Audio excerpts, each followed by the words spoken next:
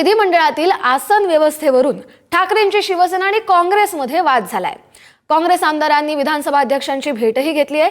ठाकरे गटाच्या 20 आमदारांमध्ये 14 आमदारांना पुढच्या जागेत बसण्याची व्यवस्था करण्यात आली आहे, तर काँग्रेसच्या 16 आमदारांपैकी फक्त 4 आमदारांनाच पुढे जागा दिली आहे। त्यामुळे काँग्रेसच्या ज्येष्ठ आमदारांना ठाकरे गटाच्या कनिष्ठ आमदारांमागे बसावं लागत होतं, त्यामुळेच हा वाद सुरू झाला। सुशांत सावंत आपले प्रतिनिधी आपल्याला या संदर्भातील अधिकचे अपडेट देतील।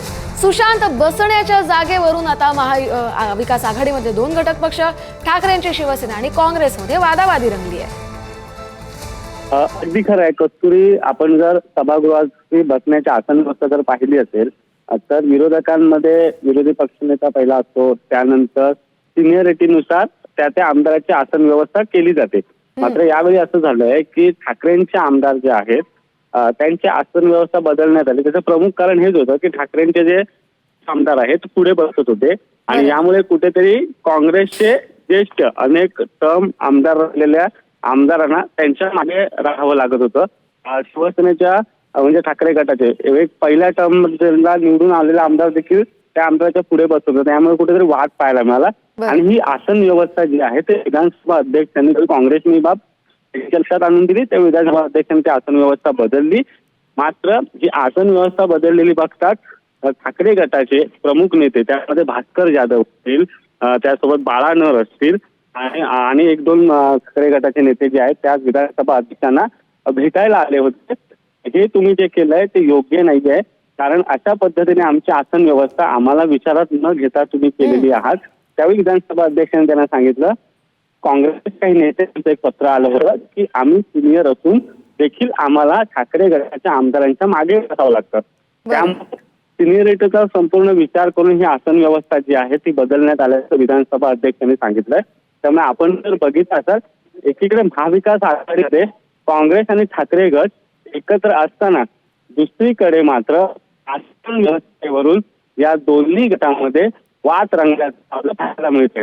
कस्तुरी, नक्कीच धन्यवाद तुम्ही दिलेल्या सविस्तर अपडेटसाठी। त्यामुळे आता जागांवरूनच काँग्रेस आणि ठाकरे गटामध्ये राडा झालाय।